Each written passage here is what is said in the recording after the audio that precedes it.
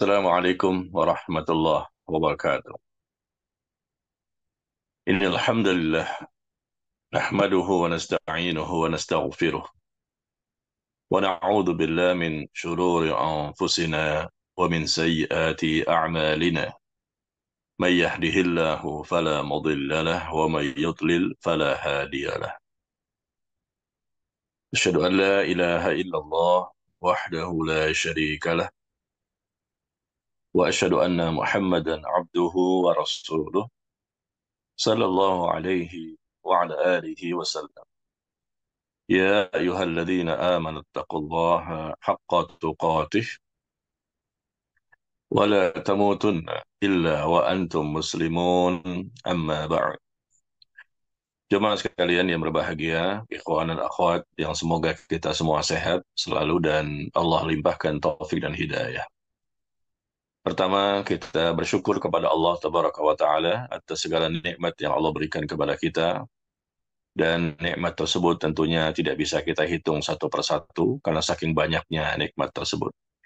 Semoga kita bisa selalu bersyukur kepada Allah selama kita hidup di dunia ini, menjadi hamba Allah yang saleh dan salehah, menjadi hamba Allah yang bertakwa, yang tetap di atas tauhid dan akidah yang benar, di atas ibadah yang sesuai dengan tuntunan contoh dari Nabi yang mulia, Nabi Muhammad sallallahu alaihi wasallam, dan kita pun mudah-mudahan senantiasa memiliki akhlak yang mulia. Jamaah sekalian, hari ini merupakan perdana kita insya Allah membahas buku yang baru ya. Setelah kita menyelesaikan sebelumnya buku yang berjudul 50 Sebab Terhindar dari Siksa Kubur. Mudah-mudahan pembahasan buku sebelumnya itu sudah dipahami semua dan kita bisa sama-sama mengamalkannya secara maksimal. Dan semoga hasilnya adalah kita semua terhindar dari siksa kubur. Dan pada kesempatan malam hari ini, sebagai pertemuan perdana, di mana kita akan membahas buku yang berjudul 50 Sebab Doa Tidak Terkabul. Ya, 50 Sebab Doa Tidak Terkabul. Mudah-mudahan jamaah sudah memiliki bukunya, dan ini juga butuh waktu yang panjang pembahasannya, sebab-sebab kenapa doa tidak dikabulkan oleh Allah Tabaraka wa Ta'ala. Padahal Allah itu sangat mudah, ringan, gampang, dan enteng bagi Allah untuk mengabulkan doa seorang hambanya. Langit dan bumi Allah ciptakan, dunia dan akhirat Allah ciptakan. Tidak ada artinya untuk mengabulkan seorang hamba ketika dia berdoa. Tetapi ternyata kesalahan terbesar adalah pada diri hamba itu sendiri. Ketika mereka memiliki penghalang-penghalang untuk dikabulkannya doa.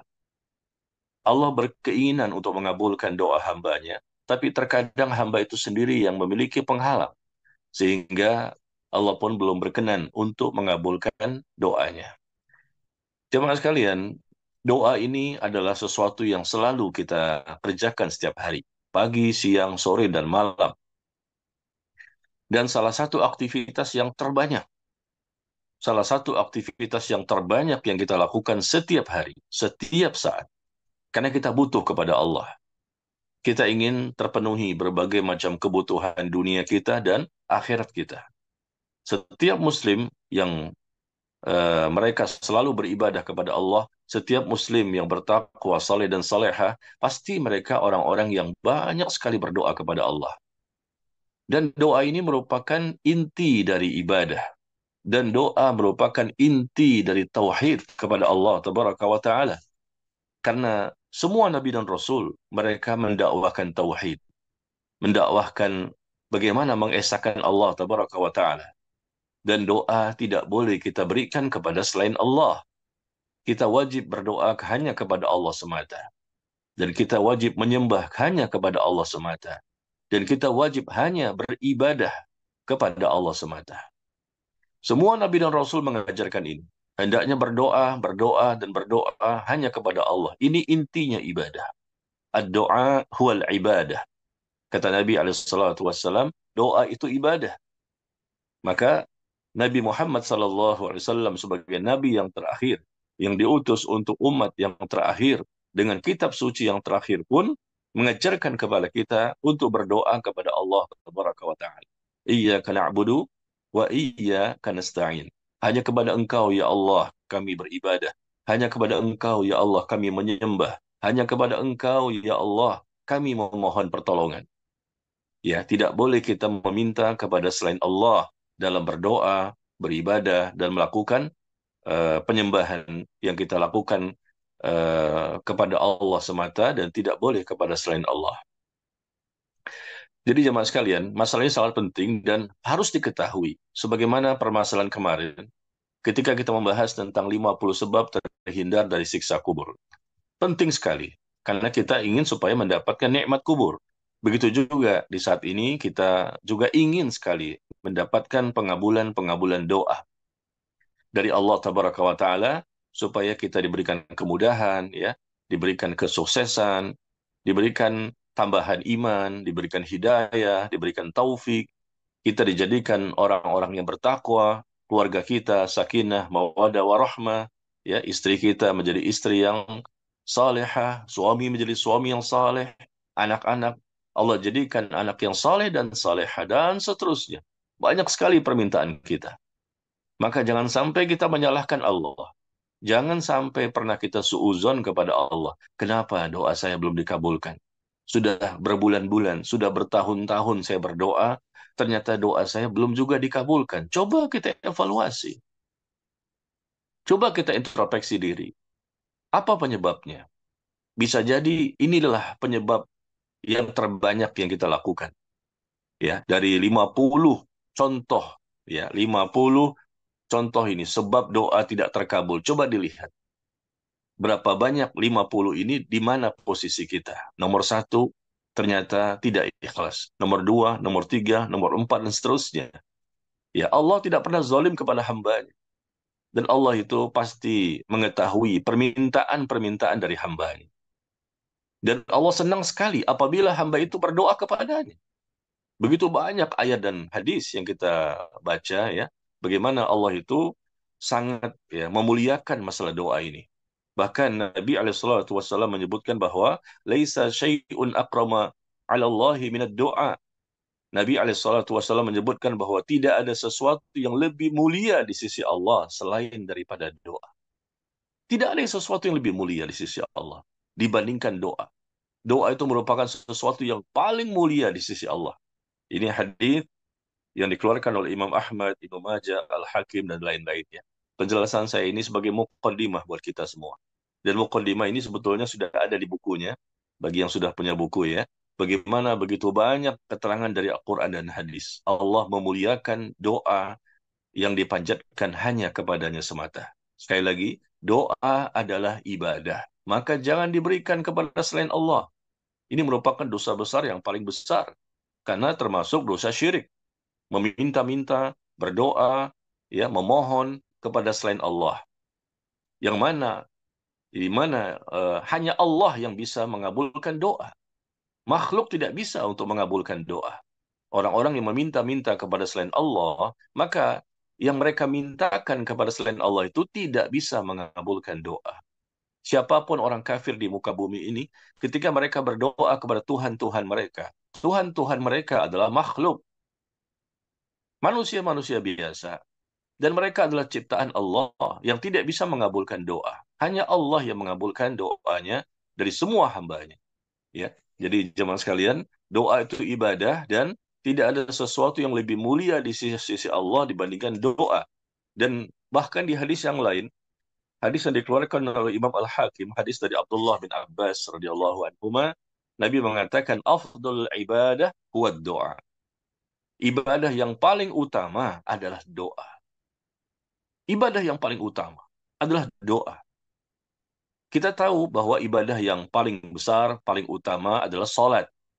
Wala dzikrullahi akbar. Allah menyebutkan bahwa salat merupakan ibadah yang paling utama, yang paling besar. Betul, itu ada ayatnya. Kenapa di sini disebutkan doa? Bukankah Allah mengatakan salat itu merupakan ibadah yang paling utama? Kenapa Rasul mengatakan afdalul ibadah wa doa? Ya, sebaik-baik atau seutama-utama ibadah adalah doa. Jemaah sekalian, salat itu bahasa Arab. Dan pengertian secara arti dari salat itu adalah doa. Arti dari salat, as-salah, itu artinya doa. Jadi tidak ada pertentangan di sini, tidak ada kontradiksi. Arti secara terjemahan bahasa Indonesia, salat itu artinya doa. Cuma kalau kita kembalikan kepada definisi secara syariat, ya, secara syariat, salat itu adalah perbuatan dan ucapan ya yang kita lakukan dimulai dari takbiratul ihram sampai salam. Ucapan dan perbuatan dari mulai takbiratul ihram ya sampai salam. Itu definisi secara syariat. Tetapi secara arti bahasa, salat itu artinya doa. Maka sama ya, bahwa salat itu merupakan ibadah yang terbesar dan paling utama, dan salat itu artinya doa. Maka Rasul mengatakan, afdalul ibadah huwa doa. Ibadah yang paling utama adalah doa. Dan dalam mengerjakan ibadah salat pun, ternyata kita juga banyak mengerjakan doa. Coba kita lihat, setelah takbiratul ihram, Allahu Akbar. Ya, kita mulai salat, takbiratul ihram, Allahu Akbar. Apa yang kita lakukan setelah itu? Kita membaca doa istiftah. Doa dulu namanya istiftah. Ya, macam-macam bentuknya. Allahu Akbar kabira, walhamdulillahi katsira, wa subhanallahi bukratan wa asila. Atau mungkin dengan subhanakallahumma wa bihamdika wa tabarakasmuka wa ta'ala jadduka wa la ilaha ghairuk. Atau mungkin dengan kalimat-kalimat yang lain. Al-Imam Al-Albani rahimahullah menyebutkan dalam kitab Sifat Salat Nabi ada 12 contoh doa istiftah yang Rasul baca di saat salat. Kita boleh pilih salah satu ya, multiple choice. Ada 12 contoh, 12 bacaan. Yang barangkali ketika kita dulu di waktu kecil, kita diajarkan cuma satu versi saja. Yang satu Allahumma ba'id, yang satu mungkin ini wajah tu atau wajah tu dan lain-lain, ya kalimat-kalimat yang satu versi saja. Padahal ya setelah dikumpulkan oleh ulama sebagaimana contoh Al-Imam Al-Albani dalam kitabnya Sifat Salat Nabi, ada 12 contoh bacaan doa istiftah. Nah, setelah itu apa kita baca? Setelah itu kita baca ta'awud, a'udzu billahi minasyaitonir rajim. Setelah itu kita baca surah Al-Fatihah. Di surah Al-Fatihah pun ada juga doa. Ihdinas siratal mustaqim. Ya, ihdinas siratal mustaqim dan seterusnya sampai waladhdallin. Amin. Lalu membaca surah-surah dalam Al-Quran juga banyak yang berisi doa. Lalu kita melakukan ruku, ya, kita baca doa juga subhanakallahumma wa bihamdika Allahumma ghfirli. Atau mungkin dengan bacaan yang lain. Sami Allahu liman hamidah. Allahumma rabbana lakal hamdu dan seterusnya. Ada juga ketika sujud, baca lagi doa, ada lagi zikir yang lain. Duduk di antara dua sujud, Rabbighfirli warhamni wajburni dan seterusnya. Kita baca tasyahud awal dan tasyahud akhir. Ada juga doa di situ, Assalamu alayna wa ala ibadillahi salihin. Ada juga doa setelah innaka hamidum majid. Allahumma inni a'udzubika min adabi jahannam wa min adabil qubur wa min fitnatil mahya wal mamat wa min fitnatil masihid dajjal dan yang lain-lain sampai kita mengucapkan salam assalamualaikum warahmatullah. Iya, jadi salat itu intinya doa, isinya kebanyakan doa. Dan doa merupakan bagian dari zikir. Ya, barangkali nanti ada yang bertanya, apa bedanya zikir dan doa? Ya, apa bedanya zikir dan doa? Kita diperintah untuk berzikir sebanyak-banyaknya. Ingatlah kepada Allah di mana saja. Ketika berdiri, duduk, berbaring, berjalan, kita diperintahkan untuk memperbanyak berzikir kepada Allah. Ya, dan salah satu bentuk zikir kepada Allah adalah berdoa. Dan sebaik-baik umat Rasul ini adalah orang yang paling banyak berzikir. Ya, di dalam sholat kita berzikir, artinya kita berdoa. Di luar sholat pun kita berzikir, artinya juga kita berdoa. Berdoa itu merupakan subbagian dari zikir. Zikir bisa dengan subhanallah, walhamdulillah, wala ilaha illallah, wallahu akbar, wala hawla wala quwata illa billah. Zikir bisa dengan subhanallah wa bihamdihi, subhanallahil azim. Zikir bisa dengan berselawat misalnya, Allahumma sholli ala nabiyyina Muhammad. Nah, zikir juga bisa dengan doa. Jadi, doa itu merupakan bagian dari zikir. Dan zikir ini merupakan ibadah yang paling tinggi keutamaannya. Ibadah yang paling tinggi derajatnya, yang paling suci, yang paling baik di sisi Allah dibandingkan yang lain-lain. Nah, salah satu zikir yang paling utama adalah doa. Maka jemaah sekalian, jangan lupakan kita ini berdoa. Di mana saja, kapan saja. Tentunya dengan lisan atau di hati kita, silahkan. Pilih salah satu. Kapan kita berdoa dengan lisan, silahkan. Atau mungkin dengan mengangkat kedua tangan kita pada waktu-waktu yang memang kita disunnahkan untuk mengangkat kedua tangan. Tapi ada juga doa-doa yang memang tidak disunnahkan untuk mengangkat kedua tangan. Ya, misal contohnya apa? Ketika kita masuk ke kamar mandi, ya, Bismillah, Allahumma inni a'udzubika minal khubuthi wal khaba'ith. Atau keluar dari kamar mandi, maka tidak ada tuntunan contoh riwayat bahwa Rasul mengangkat kedua tangannya. Ya, atau mungkin kita masuk ke masjid misalnya. Masuk masjid melangkahkan kaki kanan, Bismillah wassalatu wassalamu ala Rasulillah. Allah maftahli abwaba rahmatik. Ya, tapi tidak ada keterangan Rasul mengangkat kedua tangannya setiap masuk ke dalam masjid. Ini doa sebetulnya. Allah maftahli abwaba rahmatik. Ya Allah, bukakan untukku rahmatmu. Tetapi tidak ada contoh riwayat bahwa Rasul mengangkat kedua tangannya. Ya, ini sebagai pelajaran buat kita semua bahwa berdoa itu mesti dengan ilmu. Makanya kita pelajari bab ini. Barangkali di antara kita banyak yang meninggalkan ilmu tentang masalah doa. Padahal mereka butuh kepada Allah. Padahal mereka berdoa kepada Allah setiap hari, setiap saat. Tetapi keinginan, kemauan untuk mempelajari secara detail tentang doa ini barangkali banyak kaum muslimin yang tidak terlalu serius, tidak terlalu bersungguh-sungguh untuk mempelajarinya. Ini kan berbahaya sekali. Dibutuhkan, sangat butuh sekali dunia kita, akhirat kita. Tapi nggak serius. Dia berdoa, tapi nggak serius. Artinya tidak dengan ilmu. Bagaimana berdoa yang benar? Bagaimana cara berdoa agar Allah cepat mengabulkan doa kita? Bagaimana adabnya? Bagaimana etikanya? Kapan waktu-waktu yang mustajab untuk kita berdoa? Kapan kondisi-kondisi di mana kondisi pada waktu itu lebih besar peluang untuk dikabulkannya doa? Kapan dan di mana tempatnya? Tempat yang mustajab untuk kita dikabulkan doa tersebut. Yang jelas, Allah menyebutkan dalam Al-Quran bahwa Ud'auni astajib lakum. Berdoalah kepadaku, niscaya aku akan kabulkan permohonanmu. Berdoalah kepada aku. Hanya kepada Allah kita berdoa, bukan kepada makhluk. Dan Allah Maha dekat, Allah Maha mendengar, Allah Maha mengetahui apa yang kita sampaikan kepadanya. Ingat, Allah itu bukan makhluk ya. Allah itu penciptanya manusia. Allah berbeda dengan manusia. Allah Maha mendengar apapun yang diminta oleh manusia. Ya, dan Allah juga menegaskan kembali di surah Al-Baqarah, wa idza sa'alaka ibadi anni fa inni qarib. Apabila hamba-hambaku bertanya kepadamu tentang diriku, maka katakan, aku itu dekat. Aku mengabulkan permintaan, permohonan orang-orang yang berdoa kepadaku. Allah menegaskan, Allah itu maha dekat. Allah mendengar apapun permohonan dari hambanya. Ya, tetapi ketika sekali lagi berdoa, berdoa dan berdoa tanpa diiringi dengan ilmu, ya, maka akhirnya doa itu pun tidak pantas, tidak layak untuk dikabulkan. Semua ibadah kita harus dengan ilmu. Jangan kita melakukan sesuatu tanpa ilmu. Wala taqfu ma laysa laka bihi ilm.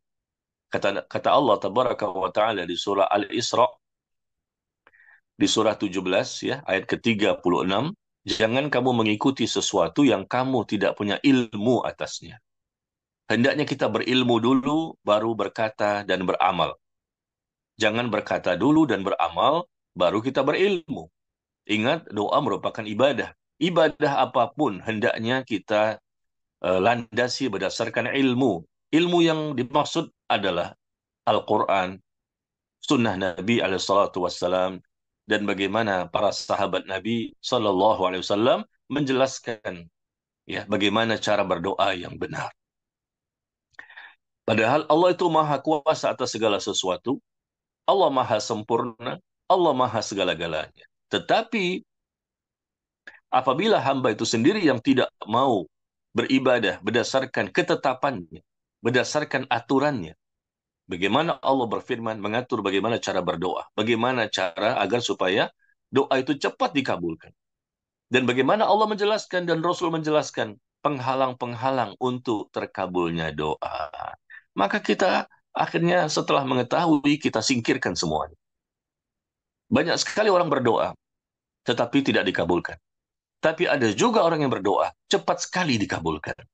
Siapa mereka? Apa yang mereka miliki? Karena mereka berilmu. Bukan sekedar beribadah, tapi memang mereka berilmu dalam ibadah apapun, termasuk doa. Ya, maka di sini kita lihat ada 50 sebab doa itu tidak dikabulkan. Pasti ada sesuatu yang kita miliki sehingga Allah belum berminat, belum berkeinginan untuk mengabulkan doa kita. Ini musibah. Ya, ketika tidak dikabulkan akibat dari penghalang-penghalang yang kita miliki itu musibah. Ya, musibah. Kenapa? Karena penghalangnya dari kita sendiri. Tapi andai kata penghalang-penghalang itu tidak ada, andai kata ya, tidak ada penghalang untuk terkabulnya doa. Masya Allah, dia sudah singkirkan semuanya. Tapi ternyata belum juga dikabulkan. Nah, itu beda. Itu namanya ujian. Ya, itu namanya ujian. Maka hendaknya bersabar sambil kita tetap berbaik sangka kepada Allah, sambil terus kita berdoa kepada Allah, meminta agar doa itu dikabulkan, dan terus kita berbaik sangka kepada Allah. Yang jelas sangat mudah bagi Allah untuk mengabulkan doa. Kita lihat bagaimana satu hadis yang dikeluarkan oleh Imam At-Tirmidzi. Ya, Rasul Shallallahu Alaihi Wasallam menyebutkan tidak ada seorang Muslim yang berdoa kepada Allah di dunia ini.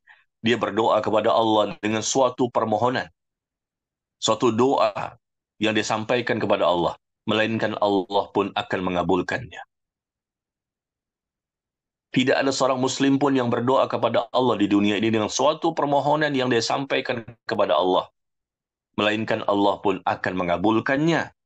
Atau, ya, atau yang kedua, Allah menghilangkan darinya keburukan. Allah menghilangkan darinya keburukan. Jadi doanya tidak dikabulkan, ya, tetapi Allah ganti, yaitu dia dihindarkan dari mara bahaya, dihindarkan dari suatu keburukan. Ya, doanya tidak dikabulkan, padahal penghalang-penghalang sudah tidak ada ini. Jadi bukan karena ada penghalang, tidak ada penghalang sebetulnya. Berarti dia diuji kesabaran sampai terkabulnya doa. Mungkin dia sakit, sudah berdoa, kok belum sembuh-sembuh? Ada nggak penghalang? Oh, nggak ada penghalang. Alhamdulillah.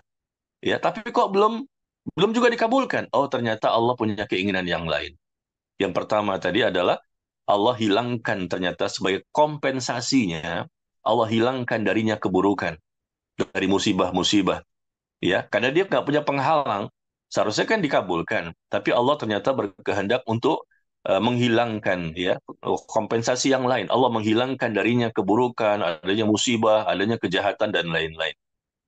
Ya, atau yang satu lagi disebutkan bahwa Allah tidak mengabulkan doa hambanya meskipun tidak punya penghalang. Ternyata Allah eh, tidak kabulkan doanya itu sebagai pahala yang Allah simpan nanti untuknya di akhirat. Sebagai pahala. Sekali lagi ya, ini konteksnya kalau memang tidak ada penghalang untuk dikabulkannya doa. Ya, pertama memang Allah kabulkan. Ini bagi orang yang memang layak untuk dikabulkan, tidak punya penghalang, Allah kabulkan. Ternyata tidak punya penghalang, belum juga dikabulkan. Oh, bisa jadi Allah ganti dengan Allah hindarkan dirinya dari berbagai macam musibah, keburukan, ya, dan lain-lain yang tidak dia inginkan. Nah, kompensasinya bagus. Meskipun doa belum dikabulkan. Dan dia memang tidak punya penghalang-penghalang untuk dikabulkannya doa. Dan bisa jadi juga yang lain, Rasulullah menyebutkan bahwa disimpan untuknya. Disimpan untuknya pahala. Dia berdoa itu kan ibadah. Berdoa itu ibadah. Dan itu berpahala. Apabila doanya benar. Cara berdoanya benar dan seterusnya. Disimpan baginya sebagai pahala yang akan bermanfaat bagi dia di akhirat. Ya, jadi semuanya bermanfaat. Kalau memang tidak ada penghalang belum juga dikabulkan, tetap bermanfaat. Tidak ada penghalang, belum dikabulkan, tetap bermanfaat. Karena dijauhkan dari berbagai musibah dan keburukan, dan doa itu pun akan disimpan sebagai pahala untuknya di akhirat. Maka kemudian ada seorang sahabat yang bertanya kepada Nabi SAW, kalau begitu saya akan memperbanyak doa. Ternyata doa itu bermanfaat, meskipun belum dikabulkan juga. Ini bagi orang yang tidak punya penghalang ya. Ya, kalau gitu saya akan memperbanyak doa, doa, doa, doa, doa, dan terus. Meskipun belum dikabulkan, ternyata ada dampak positif dari sisi yang lain. Ya, Allah semakin hindarkan dia dari keburukan, Allah pun akan catat pahala dari doa-doa yang dia panjatkan. Kalau begitu aku akan memperbanyak doa. Maka beliau sallallahu alaihi wasallam bersabda, Allah mengabulkan doa lebih banyak daripada yang kalian minta. Allah lebih banyak mengabulkan doa daripada yang kalian minta. Manusia tidak minta pun Allah sudah berikan nikmat kepada mereka. Subhanallah. Orang-orang beriman ini, orang-orang bertakwa, bahkan manusia secara umum, manusia secara global.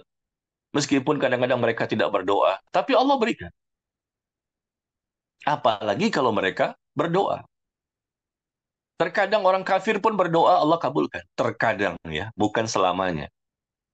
Jika Allah berkehendak untuk mengabulkan permintaan orang kafir. Sebetulnya dengan kekafiran mereka itu sebagai penghalang terbesar. Salah satu sebab doa tidak terkabul adalah karena mereka kafir. Mereka musyrik. Mereka menyembah kepada selain Allah. Tidak ada keikhlasan dalam beribadah kepada Allah. Tetapi terkadang Allah kabulkan permintaan mereka. Kenapa?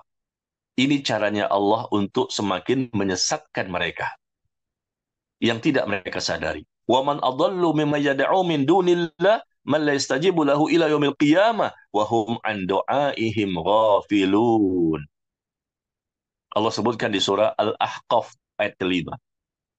Ya, silakan lihat di surah Al-Ahqaf surah ke-46 ya, surah ke-46 ayat yang kelima. Siapakah yang lebih sesat?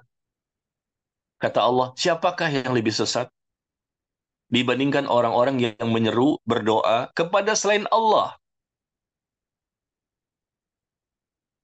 Di mana yang mereka seru, Tuhan-Tuhan yang mereka seru selain Allah itu, tidak bisa mengabulkan doa, kata Allah, sampai hari kiamat. Sampai hari kiamat. Dan mereka lalai memperhatikan doa mereka. Subhanallah, Allahu Akbar. Siapakah yang lebih sesat daripada orang-orang yang menyembah selain Allah? Di mana sesembahan-sesembahan itu tidak bisa mengabulkan doa sampai hari kiamat. Yang mereka sembah selain Allah itu. Nggak bisa. Sia-sia. Tidak bermanfaat. Tapi kenapa orang kafir ternyata kadang-kadang merasa doa mereka terkabul? Nah, ini. Terkadang mereka berdoa di gereja, berdoa di vihara, berdoa di sinagog, ya, berdoa di pura, ya, mungkin di tempat ibadah mereka, mungkin di rumah mereka berdoa minta disembuhkan penyakitnya, ternyata sembuh.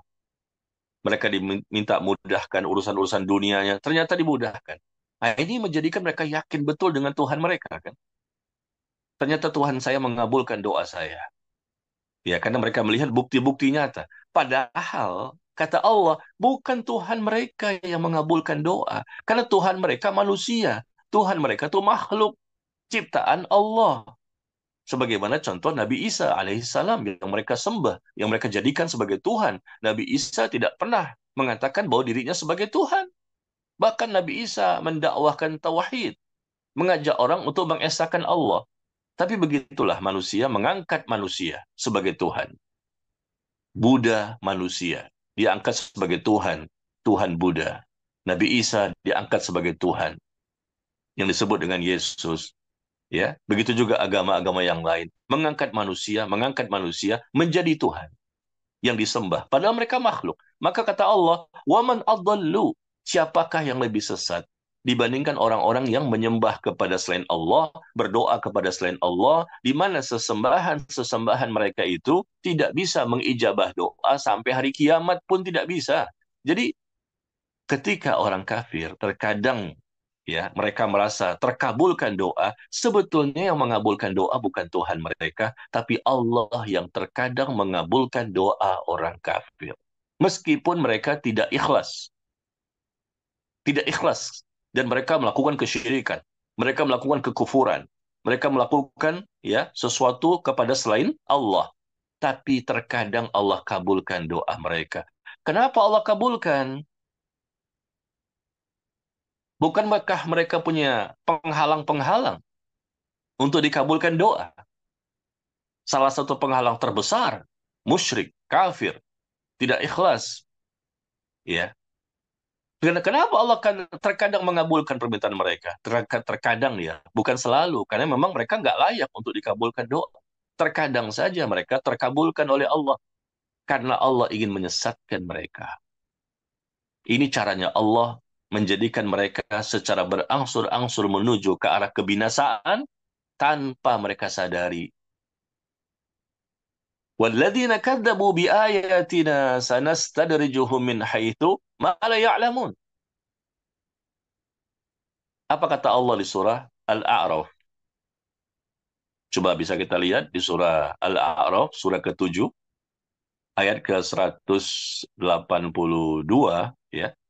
Di surah Al-A'raf, surah ke-7, ayat 182, Allah menjelaskan, وَالَّذِينَ كَذَّبُوا بِآيَاتِنَا. Dan orang-orang yang mendustakan ayat-ayat kami biarkan mereka secara berangsur-angsur menuju ke arah kebinasaan dengan cara yang tidak mereka ketahui.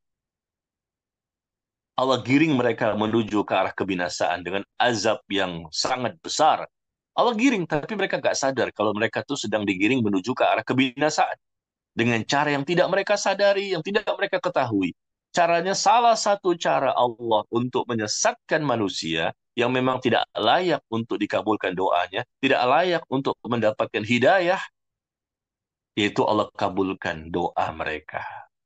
Maka jangan heran, terkadang ada agama ini, agama ini, agama ini, atau mungkin orang yang tidak punya agama, tapi berdoa kadang-kadang kepada siapa juga nggak jelas. Tapi kadang-kadang kok sesuai permintaan dia. Kok sesuai dengan keinginan dia. Dia pengen sesuatu, terkabul. Atau terkadang manusia tidak berdoa kepada siapapun. Dia punya keinginan, dia punya target, dia punya agenda-agenda, ya, tujuan-tujuan yang ingin dia capai, ternyata sampai. Meskipun dia tidak berdoa.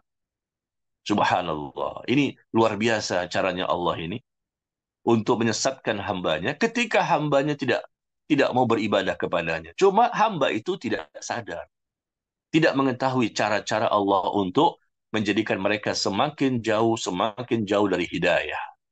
Ya, demikian. Jadi jemaah sekalian, kembali kepada pembahasan kita bahwa doa itu bermanfaat. Bermanfaat ketika dikabulkan, dan kalaupun belum dikabulkan juga bermanfaat. Bagi siapa? Bagi orang bertakwa. Bagi orang bertakwa, bagi orang yang berilmu, bagi orang yang paham tentang agama ini dan mereka banyak sekali kebaikannya, ketaatannya. Andai kata pun mereka belum dikabulkan, ya, maka bermanfaat. Kenapa? Karena ya mereka sudah singkirkan semua penghalang-penghalang untuk terkabulnya doa. Ketika memang belum juga dikabulkan oleh Allah, ternyata ini sebagai ujian. Dan ketika dia bersabar menghadapi ujian ini, Allah gugurkan dosa-dosanya. Apa ini bukan manfaat? Belum dikabulkan doa, minta disembuhkan penyakit. Misal contoh saja ya, penyakit. Ternyata belum disembuhkan juga. Sebulan, 2 bulan, setahun, 2 tahun. Tapi dia bersabar, bersabar dan terus berdoa, bersabar. Bersabarnya itu bisa menggugurkan dosa. Bersabarnya itu bisa mengangkat derajat. Bersabarnya itu menjadikan Allah berikan pahala-pahala yang tanpa batas. Dengan bersabarnya itu menjadikan Allah semakin mencintai hamba itu. Dan begitu banyak Allah angkat derajat mereka. Allah semakin mencintainya. Begitu banyak keutamaan-keutamaan. Bagi orang bertakwa, diijabah doanya atau belum diijabah doa, itu bermanfaat. Karena mereka sudah tidak punya penghalang-penghalang. Ya, disimpan sebagai pahala nanti di akhirat, atau Allah berikan kompensasi bahwa doanya belum diijabah, tapi diganti. Yaitu Allah hindarkan dia dari berbagai macam keburukan-keburukan. Ini bagi orang bertakwa ya. Kita bicara orang bertakwa dulu nih.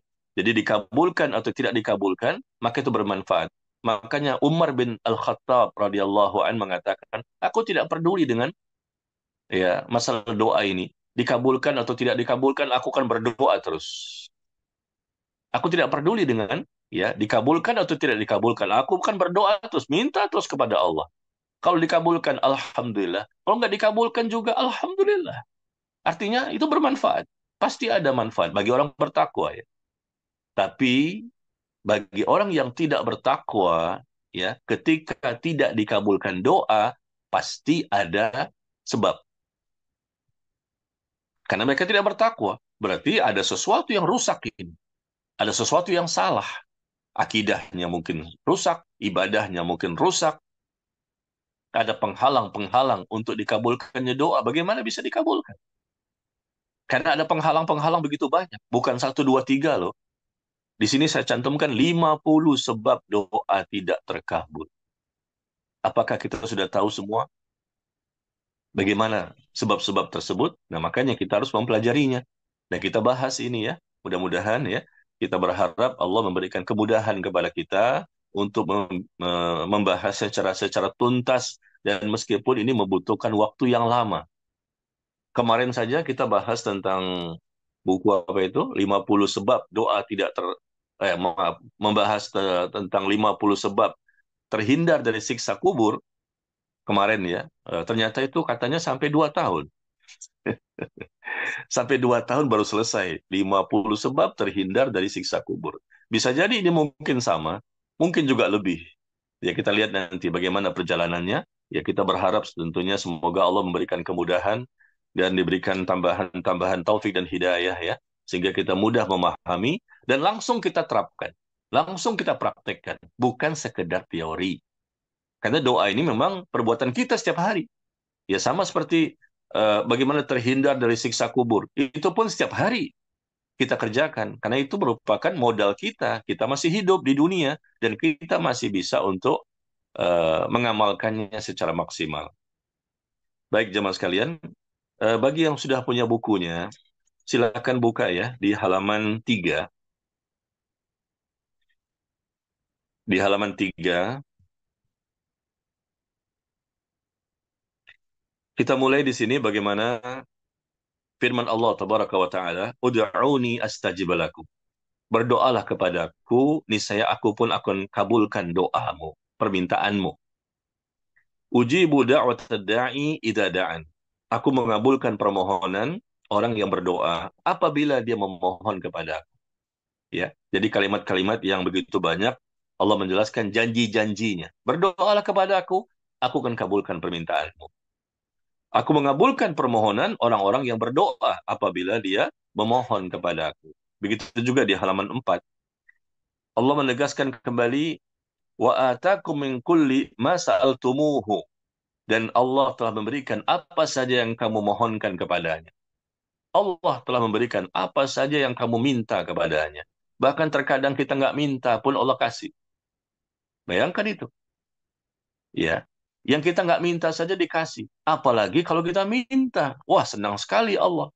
Allah sangat senang apabila kita berdoa kepadanya. Dan Allah marah, Allah murka apabila kita tidak mau berdoa kepadanya. Tidak mau meminta kepadanya.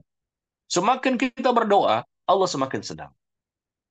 Semakin kita banyak doa, Allah semakin senang. Meskipun Allah nggak butuh kepada manusia, tapi Allah senang dengan perbuatan manusia itu ketika meminta terus kepadanya. Bukankah Nabi mengatakan, man lam yas'alillah yaghdab alaih. Ya, kata Nabi, barang siapa yang tidak mau meminta, tidak mau berdoa kepada Allah, maka niscaya Allah pun akan marah kepadanya. Ya, barang siapa yang tidak meminta, tidak berdoa kepada Allah, maka niscaya Allah pun akan marah kepadanya. Karena Allah memerintahkan setiap manusia untuk beribadah kepadanya, dan doa merupakan bagian dari ibadah. Coba sebutkan satu persatu ibadah kita. Semuanya butuh kepada doa. Salat kita berdoa, di luar salat kita berdoa. Kita berhaji, haji juga berdoa. Ya, kita zakat, zakat juga berdoa. Kita berpuasa Ramadan, puasa Ramadan juga kita berdoa. Apa saja kita iringi dengan doa, diiringi dengan doa, karena kita ingin ibadah tersebut sempurna, kita ingin ibadah tersebut diterima oleh Allah dan kita mendapatkan pahala. Kemudian kita Lihat kembali di halaman 4 ya. Di halaman 4 kembali Allah menyebutkan janjinya, wa yastajibul ladzina amanu wa 'amilus shalihat wa yaziduhum min fadlih. Allah mengabulkan doa orang-orang yang beriman dan mengerjakan amal saleh dan menambahkan pahala kepada mereka dari karunia-Nya. Ya, janji Allah mengabulkan, memperkenankan doa dari orang yang beriman dan beramal saleh. Berarti kita harus beriman. Berarti kita harus beramal saleh. Nah, ini salah satu. Kalau seandainya kita tidak beriman, berarti tidak dikabulkan. Kalau kita tidak beramal saleh, berarti tidak dikabulkan. Ya, harus beriman dan beramal saleh. Nanti kita akan dapatkan bukti-bukti nyata dalam kehidupan kita sehari-hari. Demi Allah, semakin yakin kita dengan Allah itu. Karena kita merasakan bagaimana kehidupan kita sehari-hari dari doa-doa dikabulkan. Terkadang nih, jamaah sekalian, terkadang kita berdoa tidak pakai lisan dengan kita sebutkan langsung. Cuma di hati saja. Di hati kita berkata-kata, ya Allah begini-begini, ya Allah begini-begini. Demi Allah, Allah kabulkan. Subhanallah. Bagaimana kita nggak yakin? Bagaimana kita nggak yakin Allah itu ada? Bagaimana kita nggak yakin Allah itu maha mendengar? Mendengar doa hambanya. Meskipun tidak diucapkan dengan lisan. Dengan hati saja. Di hati kita berkata-kata. Ada yang kita inginkan. Kita ucapkan di hati kita. Ternyata demi Allah. Itu terjadi. Allah kabulkan. Dan ini bukan karena, oh kebetulan. Bukan. Nggak ada kebetulan. Dalam akidah seorang Muslim, semua yang terjadi itu terjadi dengan izin Allah. Semua apapun kondisi yang terjadi dengan izin Allah.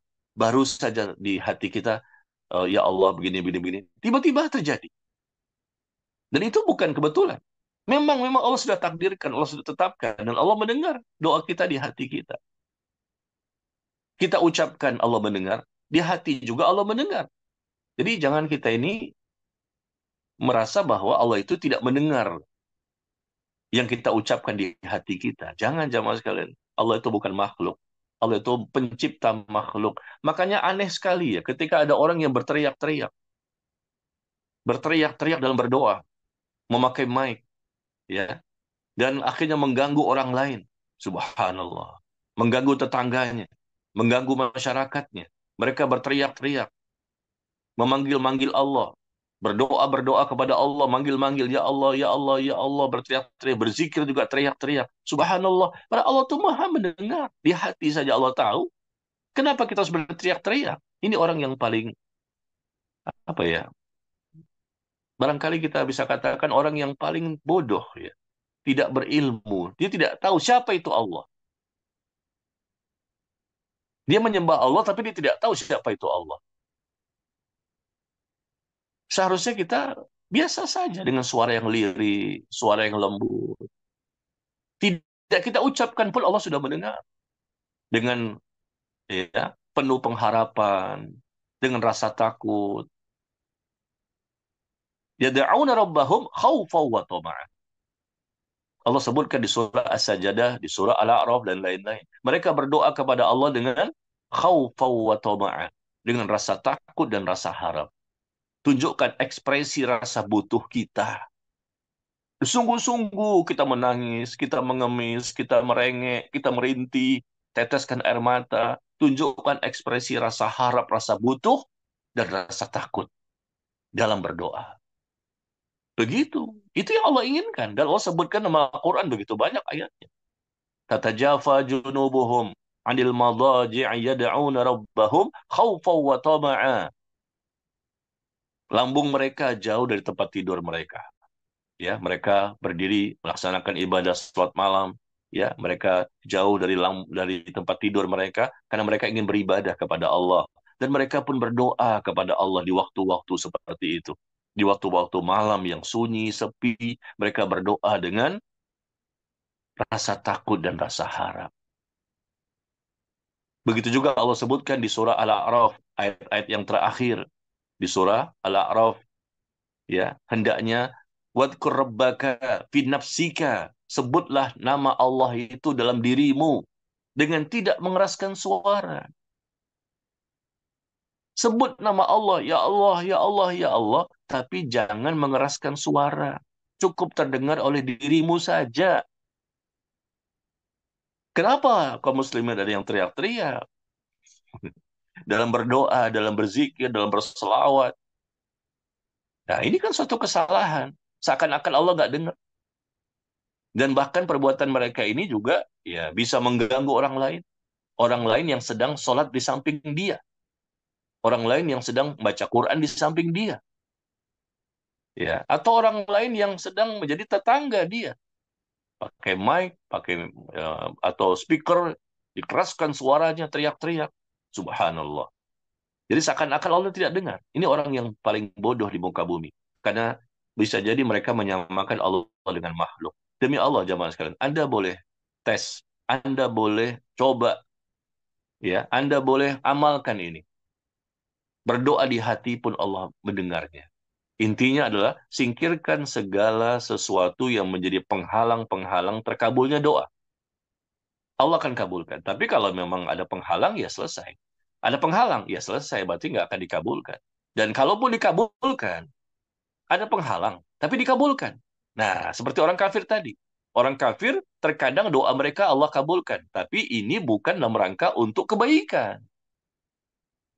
Allah kabulkan permintaan orang kafir, terkadang Allah kabulkan bukan untuk kebaikan mereka. Apa manfaatnya? Tidak ada keberkahan, tidak ada kebaikan. Bahkan pemimpinnya orang kafir, Allah kabulkan doa. Pemimpinnya orang kafir siapa? Iblis. Iblis saja dikabulkan permintaannya. Dia minta dipanjangkan usianya sampai manusia dibangkitkan nanti pada hari kiamat. Apa kurang kufurnya iblis? Apakah iblis ini tidak punya penghalang? Oh, penghalangnya berat. Ya, Allah laknat dia. Manusia apa? Jin ini ya, bukan manusia. Iblis itu dari kalangan jin. Makhluk yang dilaknat oleh Allah. Kufur. Banyak sekali maksiatnya. Dan menentang Allah, membangkang durhaka. Lihat permintaan dia. Ya Allah, panjangkan usia sampai manusia dibangkitkan. Itu Allah sebutkan di surah Al-Hijr di antara. Dia mengatakan, Qala Rabbi, wahai Tuhanku. Dia mintanya kepada Allah. Iblis aja doanya kepada Allah. Padahal dia paling durhaka, paling kufur, paling maksiat. Tapi doanya kepada Allah, ya Allah, panjangkan usiaku sampai manusia dibangkitkan pada hari kiamat. Allah kabulkan. Allah panjangkan usianya sampai hari ini, sampai hari kiamat, sampai terjadinya hari kiamat. Dan itu permintaan iblis minta dipanjangkan, Allah kabulkan. Apakah iblis itu tidak punya penghalang? Oh, penghalangnya ada. Sangat besar. Tapi Allah kabulkan. Ya, tapi Allah kabulkan permintaan iblis bukan karena Allah cinta.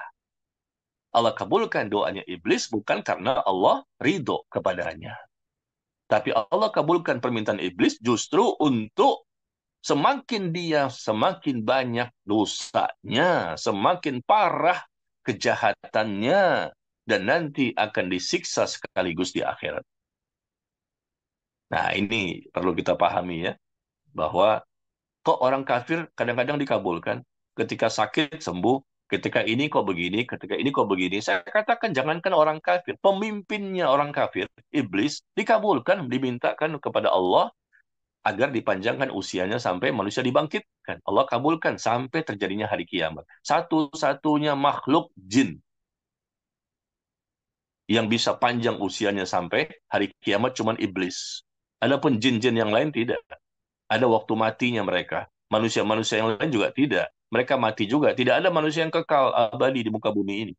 Hanya iblis yang diizinkan sampai terjadinya hari kiamat. Dan itu bukan karena Allah cinta, Allah ridho. Ya, tapi Allah ingin supaya kejahatannya dan dosanya semakin banyak. Jadi Allah terkadang mengabulkan. Iblis dikabulkan, orang-orang kafir pun dikabulkan. Tapi bukan dalam rangka untuk kebaikan-kebaikan yang akan mereka dapatkan nanti. Justru itu caranya Allah untuk semakin mereka bertambah dosa. Coba lihat di surah Ali Imran. Ya, di surah Ali Imran ayat 178. Di surah Ali Imran ayat 178. Allah berfirman, "Wala yahsabanna alladziina kafaru annama numli lahum khairul li anfusihim." Jangan sekali-kali orang-orang kafir itu mengira bahwa tenggang waktu tempo yang Allah berikan kepada mereka itu lebih baik bagi mereka. Allah nggak langsung mengazab orang kafir. Kadang-kadang ditunda dulu, dipending dulu. Azab itu nggak langsung. Jangan mereka tuh merasa ini suatu hal yang baik bagi mereka. Innama numli lahum liyazdadu ithma. Sesungguhnya Allah itu memberikan tenggang waktu tempo, nggak sekaligus diazab bagi orang kafir, dalam rangka apa? Supaya mereka bertambah-tambah dosanya. Walahum adabum muhin. Dan bagi mereka nanti azab yang menghinakan. Ya, orang kafir dikabulkan, tapi bukan dalam rangka doanya untuk membawa kebaikan. Penghalangnya paling banyak itu. Bayangkan, kufur, syirik, atau tidak mau menyembah Allah, bahkan berpaling, bahkan menghina Allah. Terkadang Allah kabulkan doa mereka. Atau mereka tidak berdoa pun, Allah kasih juga terkadang. Tapi sekali lagi, ini caranya Allah. Iblis dalam rangka agar dia bertambah-tambah dosanya. Nah, begitu juga Allah sebutkan tadi di surah Ali Imran 178. Jangan sampai orang-orang kafir mengira bahwa tenggang waktu, tempo yang Allah berikan kepada mereka, nggak langsung diazab, itu lebih baik bagi mereka. Tidak. Tapi tenggang waktu, tempo yang Allah berikan kepada mereka, dalam rangka agar bertambah-tambah dosanya. Nggak sekaligus diazab, nggak sekaligus dihancurkan, nggak sekaligus dibinasakan, karena Allah inginkan mereka itu semakin bertambah, bertambah, bertambah dosanya. Dan nanti pada waktu yang tepat, ya Allah akan binasakan mereka. Allah datangkan hukuman dan siksaan azab yang sangat menghinakan dan sangat besar. Dan waktunya kapan? Ya, dikembalikan kepada kehendak Allah. Ya, demikian. Jadi, jamaah sekalian, mohon maaf ya, hari ini sepertinya mukadimah kita panjang juga. Iya, rencana kita ingin masuk kepada mukadimah dan poin pertama yaitu ikhlas. Ya, sebab tidak dikabulkannya doa adalah tidak ikhlas. Tidak adanya keikhlasan dalam berdoa. Saya pikir tadi bisa digabungkan ya. Muqaddimah dan poin pertama, sebab tidak terkabulnya doa. Tapi ternyata muqaddimah ini sangat panjang, mesti kita sampaikan ya pada malam hari ini. Karena kita mesti memahami tentang hal-hal yang berkaitan dengan sebab-sebab kenapa doa tidak dikabulkan. Tapi intinya yang saya sampaikan semua di malam hari ini sebagai mukaddimah ini, semuanya ada di bukunya. Bagi antum yang sudah baca bukunya dari awal ya sampai akhir bahkan mungkin, maka semuanya ada di bukunya ya, penjelasan-penjelasan yang saya sampaikan supaya kita paham bahwa Allah itu maha adil ya, maha adil, dan Allah pun maha mendengarkan doa. Allah mampu mengijabah seluruh permintaan hambanya. Jadi jangan kita merasa kecewa, putus asa, frustasi, atau buruk sangka kepada Allah apabila memang doa kita belum diijabah sampai hari ini, karena permintaan kita banyak sekali. Cobalah evaluasi, coba introspeksi, coba kita membaca diri kembali. Jangan-jangan kita penyebab terbesarnya. Jangan-jangan kita memiliki penghalang-penghalang yang menyebabkan Allah belum berkenan untuk mengabulkan doa hambanya. Ya, dan sampai di sini barangkali ya. Insya Allah nanti kita sambung pada pertemuan berikutnya. Kita akan masuk kepada poin pertama, sebab tidak terkabulnya doa. Dan bagi jamaah yang ingin bertanya, saya persilahkan. Syukran lak, jazakallah khairan kasiran Ustaz Nazmi atas materinya pada siang harinya atau malam harinya waktu itu di Indonesia. Baik, kepada teman-teman yang ingin bertanya, bisa mempersilahkan melalui fitur raise hand atau melalui fitur chat yang ada di kolom chat yang ada di Zoom. Bismillah, ada satu pertanyaan dulu dari YouTube. Um, Bismillah Ustadz, kita tengah berdoa di akhir malam dan belum selesai. Qadarullah, kedengaran azan subuh. Apakah doa anak kita jeda sementara atau boleh terus sampai jam azan tersebut? Syukron, jazakallah khairan kasiron. Afwan ya, kurang terdengar ini. Sepertinya ada Oh, maaf, suara-suara. ada ini, ada bayi nangis, maaf Ustadz. Anak baru lahir, Anak-anak berdoa Ustaz, jadi maaf. Maaf Masya kalau Allah, suara yang barakallahu nggak fiikum. terdengar. Wah, Masya Allah, barakallahu fiikum. Bisa diulang Nah, kembali? oke, Bismillah Ustadz. Kita tengah berdoa di akhir malam dan belum selesai. Qadarullah, azan subuhnya sudah terdengar. Apakah doanya dijeda dulu sementara atau boleh terus menjawab tanpa menjawab azan azan tersebut? Syukran, jazakallah Oh, khairan. baik. Ya, baik. Jemaah sekalian yang berbahagia,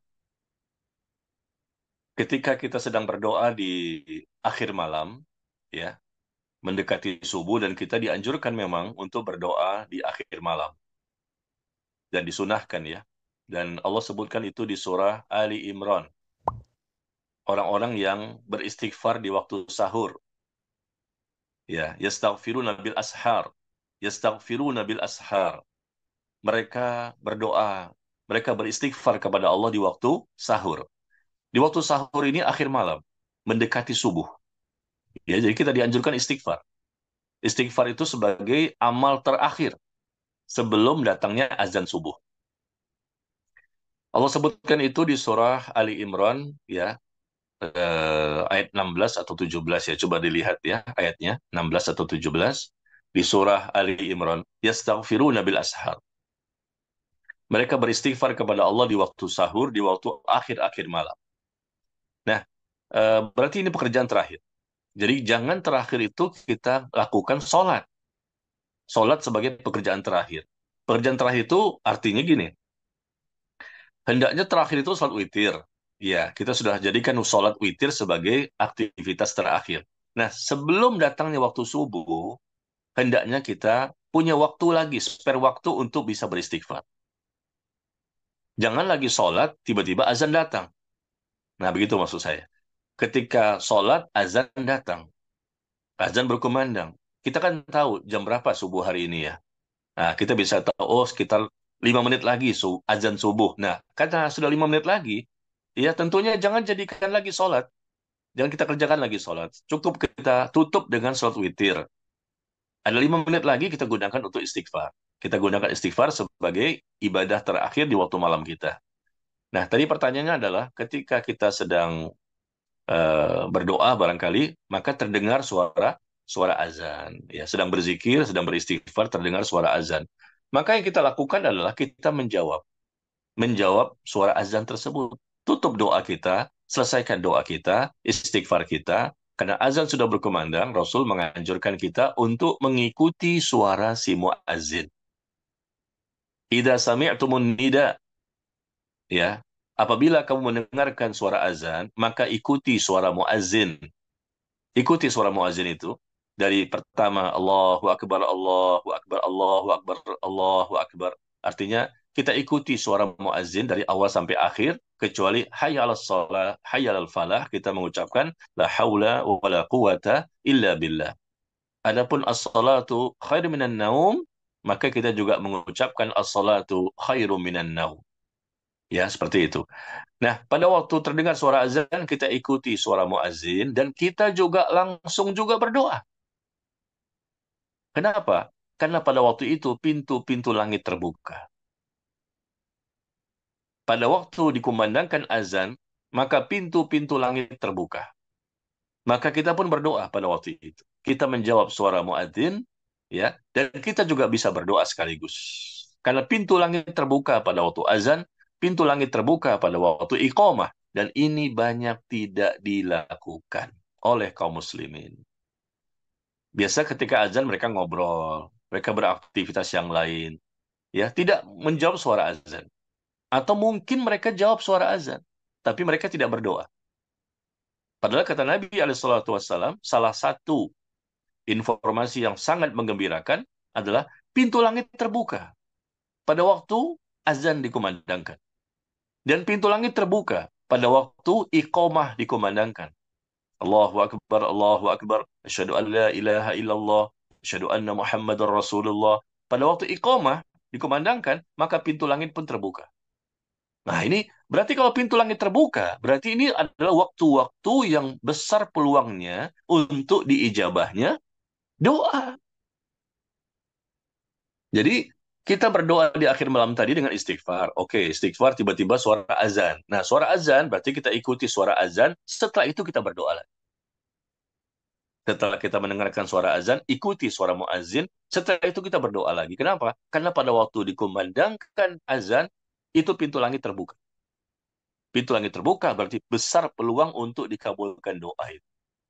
Begitu juga nanti ketika dikumandangkannya iqomah. Maka Rasul mengatakan juga pintu langit terbuka. Berarti terbuka ini maksudnya adalah besar peluang untuk dikabulkannya doa. Ya, ikuti suara muadzin sampai selesai. Setelah selesai, la ilaha illallah. Lalu kita baca salawat. Selawat Allahumma salli ala nabiyina Muhammad atau mungkin yang panjang sampai innaka hamidum majid, baru baca doa setelah azan Allahumma rabbah hadhihi da'wati tammah wa salatil qa'imah dan seterusnya ya. Maka Rasul mengatakan orang yang mengikuti suara muazin, kemudian dia berselawat, kemudian dia baca doa setelah azan, maka apa kata Rasulullah? Halat lahu syafa'ati yaumal qiyamah. Dia layak untuk mendapatkan syafaatku nanti pada hari kiamat. Allahu akbar. Pantas bagi dia, layak bagi dia untuk mendapatkan syafaatku nanti pada hari kiamat. Dengan salah satu amal ini. Ya, masih ada amal-amal yang lain. Salah satu amalan agar kita mendapatkan syafaat Rasul nanti di akhirat, ketika Rasul berdoa kepada Allah agar kita mendapatkan pertolongan, mendapatkan keselamatan. Nah, Rasul akan memilih siapa umatnya ketika di dunia melakukan amal-amal tertentu yang beliau ajarkan. Di mana kalau diamalkan berhak untuk mendapatkan syafaatnya. Di antaranya adalah menjawab suara azan tadi, setelah itu berselawat, setelah itu membaca doa setelah azan. Ya, barangkali sampai di situ ya pertanyaan jawabannya. Jadi tetap kita beristighfar menjadi amal terakhir di malam hari. Begitu suara azan berhenti, kita jawab azannya. Setelah itu kita berdoa lagi karena pintu langit sedang terbuka. Demikian. Wallahu taala a'lam bishawab. Baik, Masya Allah. Syukur jazakallahu khairan atas penjelasannya Ustaz. Untuk pertanyaan pertama, izin Ana untuk membantu akhi rekan yang apa namanya yang istrinya baru saja melahirkan ya. Alhamdulillah. Pertanyaan kedua, insya Allah akan kami buka pertanyaan. Kami persilakan pertanyaannya satu melalui chat, satu orang melalui resen. Untuk saat ini kami persilahkan. Di sini ada Akhi Tarmizi Al-Hashi yang ingin bertanya. Persilakan Tarmizi, tafadhol. Alhamdulillah, terima kasih, host. Assalamualaikum warahmatullahi wabarakatuh, Ustaz. Jazakallah, Waalaikumsalam. jazakallah khairan atas materinya. Insya Allah menambah ilmu kami. Izin bertanya, Pak Ustadz, jadi kan kita dalam kehidupan sehari-hari pasti kan berinteraksi dengan kaum kafir ya, baik di kerjaan ataupun di apa namanya tetangga. Nah, kan kadang-kadang pada saat kita sakit ini kan ya mereka yang mungkin sebagai teman itu kan berkunjung, kemudian kan terbetiklah istilahnya ucapan ya kami berdoa semoga sampean cepat sembuh. Nah, ini kan kadang-kadang kita nih karena tetangga atau teman kan latah menjawab, baik, terima kasih atas doanya, malah kadang-kadang keceplosan, amin, kita ngomong kayak gitu, Pak Ustadz. Ini mungkin mohon diberi ilmu untuk kami, apakah pantas kita menjawab seperti itu ditambah dengan amin, atau mungkin apakah kita cukup menjawab, ya terima kasih atensinya, eh, kawanku, mungkin ini kami mohon nasihatnya, Pak Ustadz. Barakallahu fikum atas nasihatnya. Assalamualaikum warahmatullahi wabarakatuh. Waalaikumsalam warahmatullahi wabarakatuh. Iya, barakallahu fiik. Terima kasih pertanyaannya. Eh, Kalau ya, ini kondisi pertama, kasus pertama. Kalau kita mendatangi orang kafir yang sedang sakit, ya, kasus pertama mereka dulu yang sakit nih. Kita datangi mereka, boleh-boleh saja kita mendoakan mereka, semoga Allah memberikan kesembuhan kepada kita yang berdoa, bukan mereka yang berdoa, karena mereka yang sedang sakit. Ya, ini kasus pertama, kita mendoakan mereka, dan semoga dengan sebab doa kita, akhirnya Allah datangkan kesembuhan kepada mereka. Yang kedua, kalau kita yang sakit, lalu teman kita, tetangga kita yang kafir datanglah ke rumah kita misalnya. Atau mungkin datang ke rumah sakit. Kitanya yang sedang sakit. Lalu mereka mengucapkan kalimat doa. Ya semoga, nah semoga siapa ini? Semoga kamu mendapatkan kesembuhan. Ya, tentunya kita tahu dia orang kafir dan menyembah kepada selain Allah. Lalu dia mengatakan semoga semoga kamu mendapatkan kesembuhan ya. Ya, dia tidak sebutkan nama Tuhannya. Dia tidak sebutkan nama Tuhannya. Semoga kamu dapat kesembuhan. Kalau kalimatnya semoga kamu mendapatkan kesembuhan, ya, tidak disebutkan nama Tuhan mereka. Ya, ini kan suatu harapan, boleh saja kita mengatakan amin. Ya, karena mereka tidak sebutkan nama Tuhan mereka. Ya, jadi ada orang-orang yang berharap kita mendapatkan kesembuhan dan kita akhirnya meminta kepada Allah. Amin. Amin itu artinya perkenankan, kabulkan ya Allah. Arti amin. Amin. Alifnya panjang ya. Jangan salah sebut. Amin. Sebagaimana kita kalau baca doa Al-Fatihah kan. Wal maghdubi alaihim waladdallin. Amin. Alifnya panjang, mim pakai iya. Artinya kabulkanlah ya Allah. Jadi kita mintanya kepada Allah. Mereka katakan, semoga kamu mendapatkan kesembuhan. Amin, kata kita. Karena kita ini muslim kan yang sedang sakit. Artinya, kabulkanlah ya Allah. Ya, tapi kalau mereka sebutkan, semoga Tuhan kami, nah ini, semoga Tuhan kami memberikan kesembuhan kepada Anda. Nah, ini tidak boleh kita aminkan. Ya, tidak boleh kita mengucapkan amin. Tidak boleh. Kenapa? Karena kita yakin sebagai seorang muslim bahwa Tuhan mereka siapapun dia tidak bisa mengabulkan doa. Tuhan mereka semuanya makhluk. Tuhan mereka semuanya manusia. Ya, cukup kita mengatakan ya terima kasih saja. Ya, sebagai bentuk perhatian mereka kepada kita. Tapi kalau kita lagi sakit nih, lagi sakit kemudian mereka mengatakan semoga Tuhan kami memberikan kesembuhan kepada Anda. Lalu kita berdakwah di situ. Tuhan Anda tidak bisa mengabulkan doa.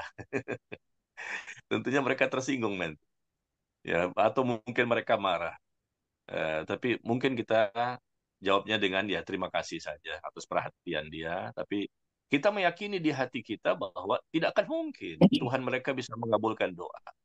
Ya, jadi kita lihat konteks kalimatnya saja. Kalau semoga kamu mendapatkan kesembuhan, nah, kita boleh jawab dengan amin. Karena amin, amin itu artinya kabulkanlah ya Allah. Ya, tapi kalau mereka sebut nama Tuhan mereka, jangan kita aminkan.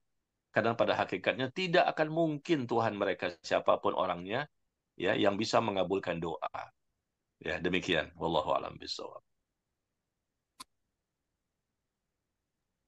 Baik, demikian penjelasan Ustazuna Najmi untuk pertanyaan dari Akhi Tirmizi ya. Untuk selanjutnya kami akan sampaikan pertanyaan melalui chat box di sini. Eh, Bismillahirrahmanirrahim. Izin bertanya, Ustadz, saya suka lupa bacaan lengkap doa-doa sehari-hari karena saking banyaknya yang harus dihafal. Jadi setiap mau aktivitas hanya mengucapkan Bismillah saja. Apakah itu diperbolehkan, Ustaz? Demikian pertanyaannya. Jazakallahu khairan. Iya, barakallahu fiik. Ya, memulai aktivitas apapun ya baik ya bagus sekali kalau kita mengucapkan bismillah ya supaya kita mendapatkan kebaikan dan keberkahan. Tetapi hendaknya kita pahami juga bahwa sebaik-baik contoh adalah Rasulullah Sallallahu Alaihi Wasallam dan Rasul itu banyak sekali baca zikirnya ya baca doanya baca ta'awudnya maka hendaknya kita berusahalah ya secara bertahap kita bisa menghafal doa-doa tertentu. Memang doa itu bebas. Kita bisa doa apa saja sesuai dengan harapan dan keinginan kita. Ya, doa itu bebas, kapan saja, pagi, siang, sore, malam. Tetapi apabila sudah ada contoh yang Rasul praktekkan, yang Rasul contohkan, yang Rasul anjurkan, dan Rasul bahkan mungkin memerintahkan kepada umatnya untuk membaca doa itu, ya kita jangan pilih yang lain. Ya, kita prioritaskan dulu itu. Kita prioritaskan dulu itu. Ya, sebagaimana contoh misalnya apa ya doa setelah tasyahud akhir ya setelah tasyahud akhir kita baca innaka hamidum majid. Nah setelah itu kan kita boleh berdoa. Ini waktu berdoa yang ya, insya Allah mustajab. Sebelum kita salam kita berdoa dulu. Nah tentunya kita prioritaskan doa yang Rasul ajarkan dulu sebelum doa-doa yang lain. Allahumma inni a'udzubika min adabi jahannam wa min adabil qubur. wa min fitnatil mahya wal mamat, wa min fitnatil masihid dajjal. Ya, ini insya Allah bisa dihafalkan ya, pelan-pelan. Insya Allah kita bisa menghafalnya dan kita mulailah satu persatu kita hafalkan. Begitu juga ketika barangkali yang lain ya, contohnya apa ya? Ketika Rasul menganjurkan kepada kita, bacalah Allahumma a'inni ala dzikrika wa syukrika wa husni ibadatik. Ya. Ya Allah, aku mohon kepadamu agar selalu bisa mengingatmu, agar selalu bisa bersyukur kepadamu dan dapat beribadah dengan ibadah yang sebaik-baiknya. Nah, hendaknya kita prioritaskan ini. Kita jadikan doa ini mungkin di penghujung sholat atau setelah sholat. Karena Rasul pernah mengajarkannya kepada sahabat Mu'adz bin Jabal. Atau misalnya setelah sholat. Apa bacaan kita setelah selesai sholat? Begitu salam, apa bacaan kita? Istighfar 3 kali. Astagfirullah, astagfirullah, astagfirullah. Nah, kita jangan pilih yang lain dulu. Ini dulu kita prioritaskan. Paket zikir, paket doa yang Rasul ajarkan dan Rasul tuntunkan. Ya, contoh-contoh seperti inilah yang kita prioritaskan. Jadi jangan sekedar bismillah, ini bismillah, ini bismillah. Jangan, itu tidak cukup ya.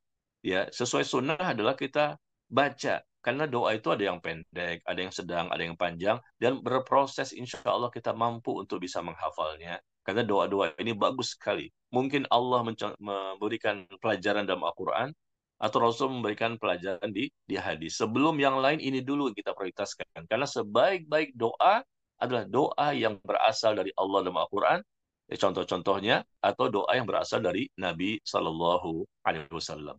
Kalau masih baru masuk Islam mu'alaf ya, wajar dong, mereka nggak tahu ya, nggak tahu banyak lah. Bagi orang yang mu'alaf, tapi kan kita udah lama nih menjadi muslim. Masa bismillah-bismillah terus? Ada bacaan-bacaan yang lain, apalagi zikir pagi dan petang. Ya, zikir pagi dan petang ada doa-doa di situ. Mungkin nggak hafal, bisa baca dengan buku, bisa baca dengan handphone, kan bisa. Ya, zikir-zikir pagi dan petang. Misalnya apa itu? Sayyidul Istighfar. Doa Sayyidul Istighfar. Istighfar yang terbaik ini. Allahumma anta rabbi, la ilaha illa anta, khalaqtani wa ana abduka, dan seterusnya. Jadi kadang-kadang kita nggak hafal. Nggak masalah sebetulnya kita baca dari handphone atau buku. Yang penting kita prioritaskan itu dulu sebelum kita baca doa-doa yang lain yang kita inginkan. Ya, insya Allah berangkat dari rumah, Bismillah, tawakkaltu ala Allahi, la haula wa la quwata illa billah. Masuk masjid seperti apa, keluar masjid seperti apa, masuk rumah, masuk kamar mandi, ya, ketika akan makan, ketika selesai makan. Ini banyak sekali kan contoh doanya itu, sampai tebal buku doanya itu. Ya, contoh-contoh yang Rasul ajarkan kepada kita. Nggak masalah, kita berproses aja. Tapi jangan sampai tidak ada perkembangan, tidak ada kemajuan. Ya, dari dulu sampai sekarang udah bertahun-tahun bacanya apa? Bismillah aja. Ah, nggak, jangan dong. Masa begitu aja? Harus ada perubahan. Lama-lama kita bisa menghafal zikir ini, zikir itu, doa ini, ta'awud itu, ya. Ada semakin banyak kemajuan-kemajuan yang kita miliki. Demikian ya. Wallahu a'lam bishawab. Baik, Masya Allah. Syukran jazakallahu khairan atas penjelasannya Ustazi. Untuk selanjutnya kita beralih pertanyaan melalui raise hand. Di sini ada Ukti Yuniarti. Mohon pertanyaannya singkat saja karena waktunya eh, Iya, Pak Ustadz. cukup singkat. Silakan, Iya, Ukti iya. Yuniarti. Assalamualaikum. Ya, terima kasih, moderator. Assalamualaikum warahmatullahi wabarakatuh, Pak Ustadz. Waalaikumsalam warahmatullahi wabarakatuh. Saya izin bertanya, Pak Ustadz. Kalau saya tuh suka berdoa, suka pakai Asmaul Husna dulu, misalnya Ar-Rahman, Ya Rohim gitu.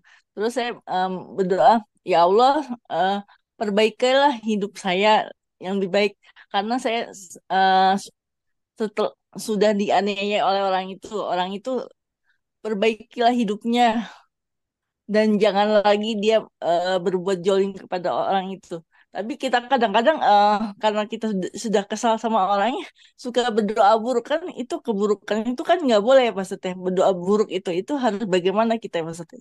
Jangan. Baik.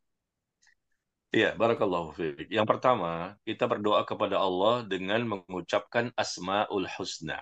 Coba ya, lihat Al-Quran, surah Al-A'raf, ayat 180. Al-A'raf 180. Atau di bukunya ada ya, di halaman 9. Bagi yang punya bukunya, di halaman 9 ada. Allah tabaraka wa ta'ala berfirman, "Walillahil asma'ul husna fad'uuhu biha." Dan Allah memiliki nama-nama yang baik. Maka berdoalah kepada Allah dengan menyebut asma'ul husna itu.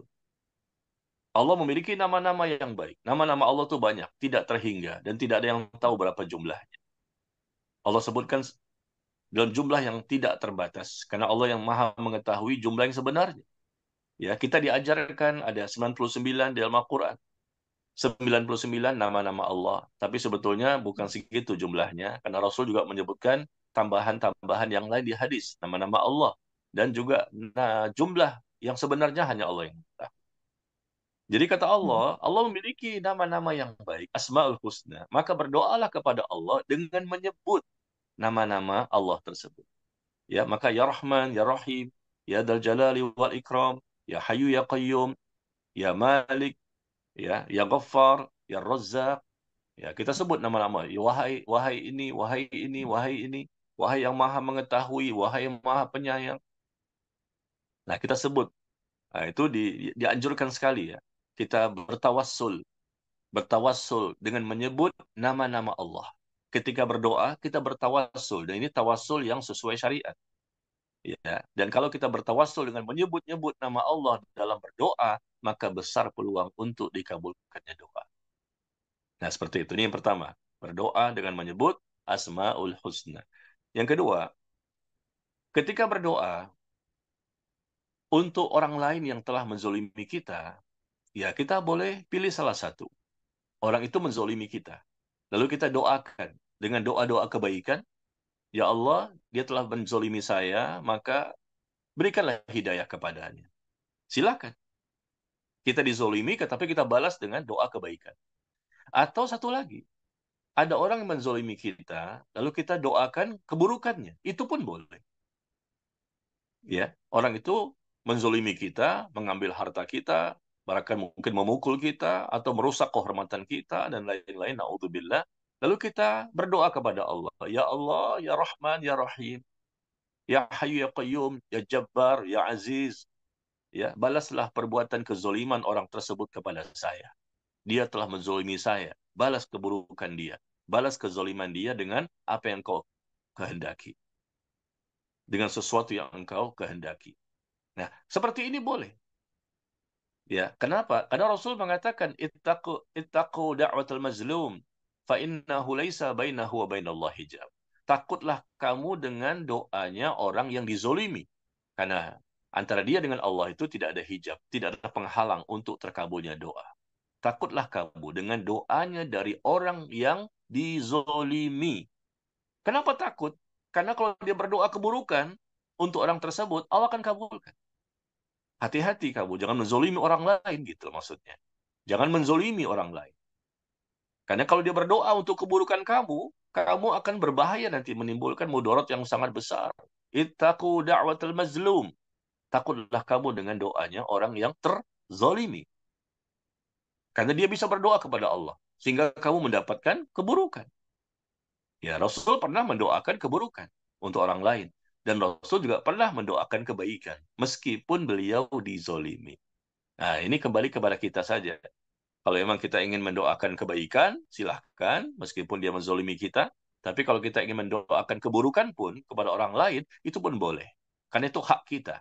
Karena kita merasa bahwa kita sedang dizolimi dan sudah dizolimi dan kita minta kepada Allah keadilan agar dia diberikan balasan di dunia sebelum nanti di akhirat.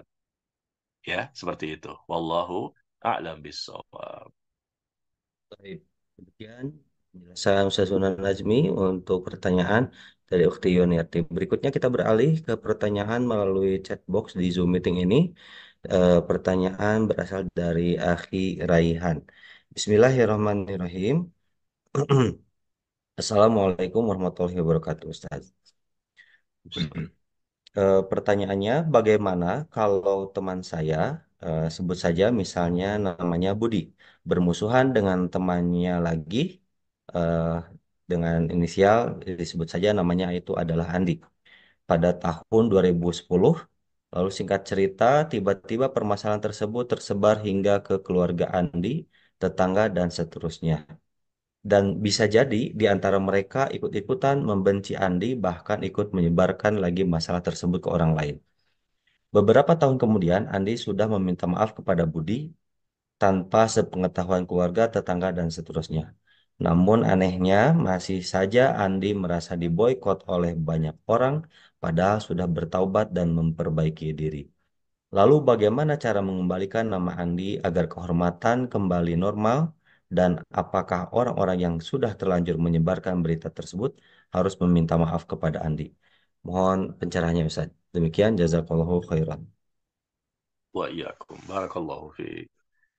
Iya, jemaah sekalian, siapa sih manusia yang nggak punya dosa ya? Kita ini pendosa semua, termasuk saya.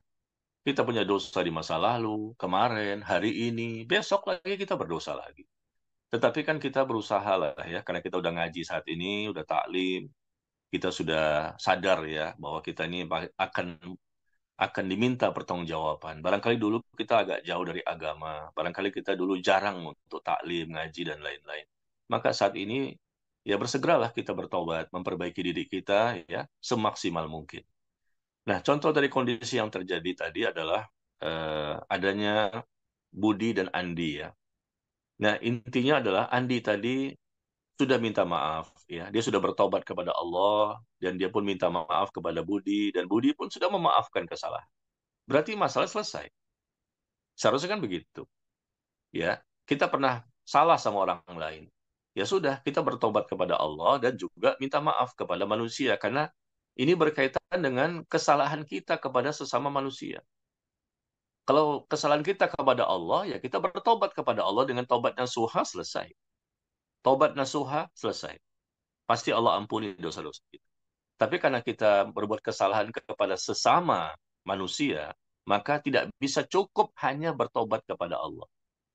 Tapi kita harus datang ke manusianya dan minta maaf, minta dihalalkan, minta diputihkan, minta dimaafkan. Ya, seperti itu. Minta maaf dan kembalikan barang mereka.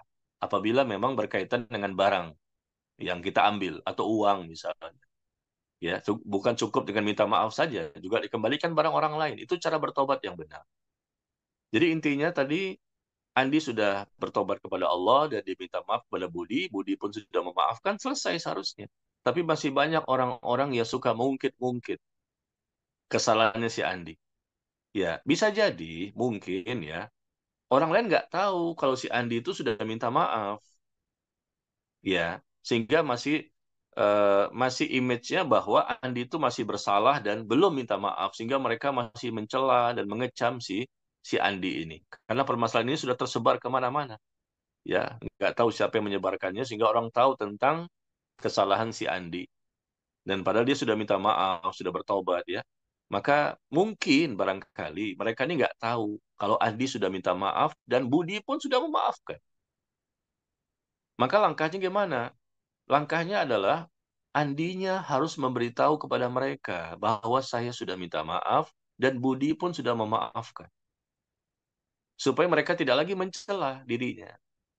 Karena ketidaktahuan, ya karena mereka melihat sepertinya tidak ada nih informasinya, tidak ada beritanya. Kalau Andi itu minta maaf sama Budi, kan nggak ada beritanya, nggak ada tulisannya, nggak ada videonya, nggak ada segala macam ya, sehingga image mereka bahwa Andi ini masih berbuat kesalahan. Ya, sehingga dengan demikian akhirnya mereka terus mencelanya. Dan sebaiknya adalah yang terbaik setelah Andi tadi minta maaf kepada Budi dan Budi sudah memaafkan, Andi juga mengumumkan, menginformasikan kepada tetangganya, teman-temannya, saudaranya, dan lain-lain bahwa saya sudah minta maaf. Dan saya akui bahwa saya salah. Dan Budi pun sudah memaafkan kesalahan saya. Dan saya berharap tidak ada lagi orang yang menghujat saya dan mencela saya. Nah, seperti itu seharusnya. Ya, supaya clear permasalahan tidak berlarut-larut. Itu yang pertama. Jadi, Andinya sendiri yang bergerak, ya, ada usaha untuk menginformasikan bahwa dia sudah minta maaf. Ini sebagai bentuk pertobatan dia kepada Allah dan minta maaf kepada orang lain. Atau cara kedua, Cara kedua yaitu apa? Tetangganya, temannya, kerabatnya, ya. Cobalah mencari informasi. Jangan-jangan Andi sudah minta maaf ini. Nah, gitu. Sekarang bukan lagi Andi yang berperan, tapi orang lain. Jangan-jangan Andi sudah minta maaf. Kita mencela terus, kita berdosa loh. Allah sudah maafkan dia. Manusia namanya Budi sudah maafkan dia. Tapi manusia masih menghujatnya. Ini berdosa besar ini. Zolim ini. Nah, makanya manusia itu jangan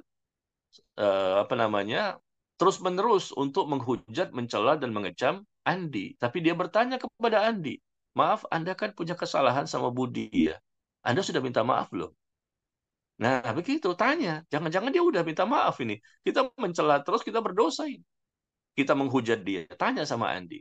Yang pertama tadi Andi yang menginformasikan ya kepada semuanya. Yang kedua, orang lain yang bertanya kepada dia. Andai kata Andi mengatakan, saya sudah minta maaf. Udah selesai. Berarti mereka nggak boleh lagi mencelanya. Orang manusia mana sih yang nggak pernah berbuat kesalahan? Semua manusia ini pernah berbuat kesalahan. Ustadz pun pernah berbuat kesalahan. Ulama pun pernah berbuat kesalahan. Sahabat Nabi pun. Bahkan Nabi sendiri, Sallallahu Alaihi Wasallam, pernah melakukan kesalahan. Allah tegur, turun wahyu.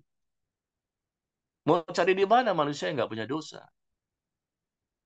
Nggak ada yang steril dari kesalahan. Cuma kalau dia bertakwa, dia soleh dan soleha, maka kesalahannya semakin hari semakin sedikit. Kebaikannya semakin banyak. Ya, kalau dia bertakwa, soleh dan soleha. Ya.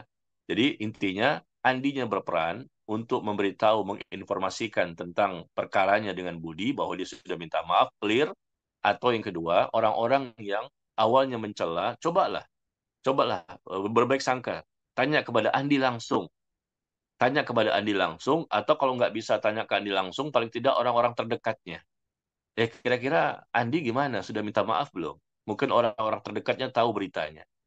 Yang terbaik tentunya tanya langsung kepada Andi. Tapi kalau nggak bisa, paling tidak orang-orang yang sangat dekat dengannya.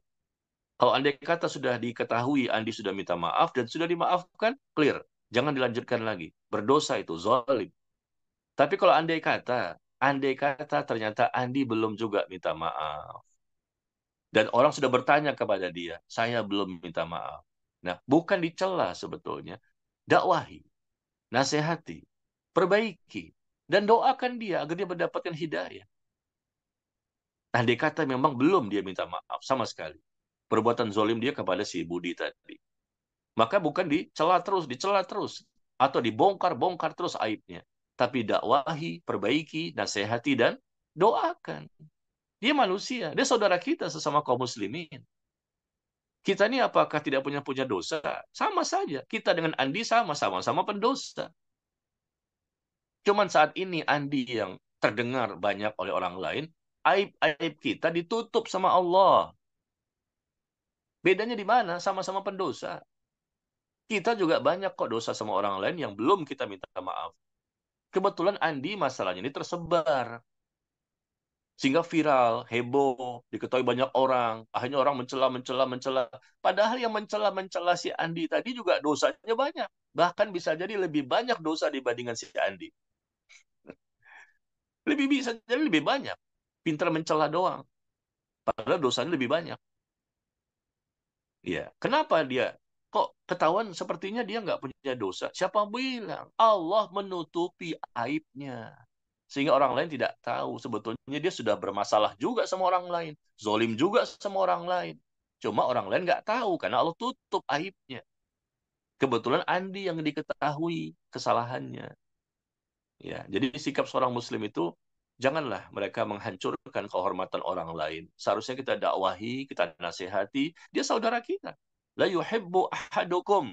Tidak dianggap beriman salah seorang di antara kalian dengan sempurna sampai dia mencintai saudaranya sebagaimana dia mencintai dirinya sendiri. Ingat nih hadis, amalkan.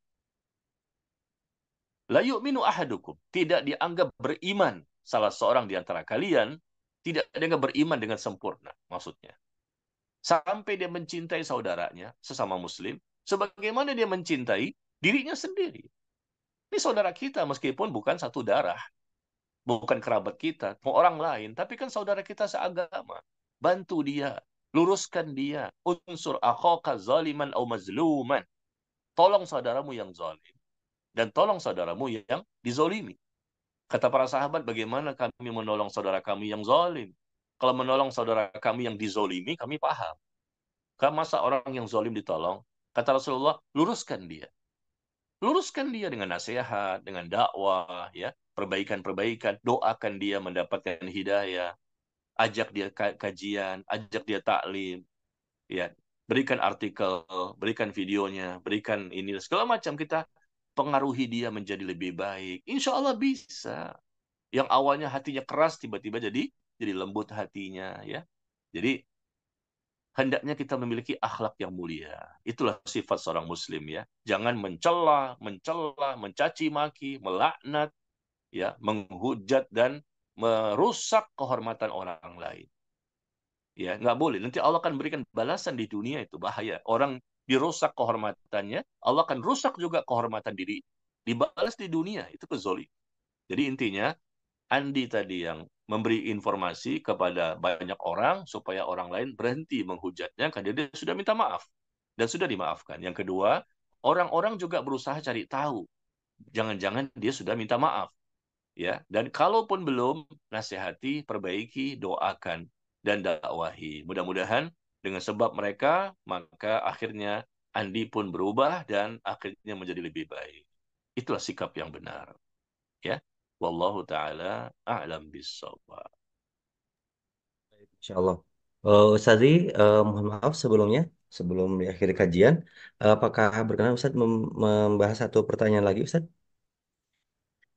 Iya, boleh. Sekalian tadi ada apa, hadiah ya Betul, Ustaz. untuk Nanti setelah pertanyaan terakhir, nanti Ustaz memberikan kuis satu atau oke. dua pertanyaan kepada jamaah yang nanti insya Allah oleh panitia akan dipilih jawaban terbaik, jawaban yang paling tepat ya.